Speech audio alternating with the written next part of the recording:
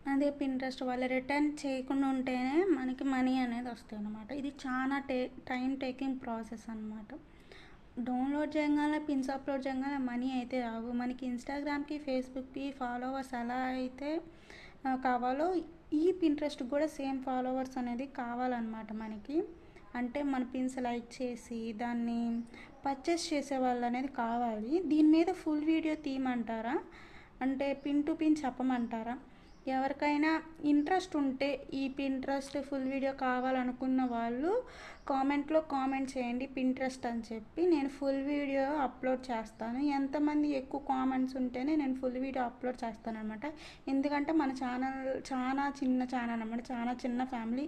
87 సబ్స్క్రైబర్సే ఉన్నారు. లైక్లు కూడా సరిగ్గా రావు, అందుకే వీడియో చేస్తున్నాను అనమాట. ఓకేనా?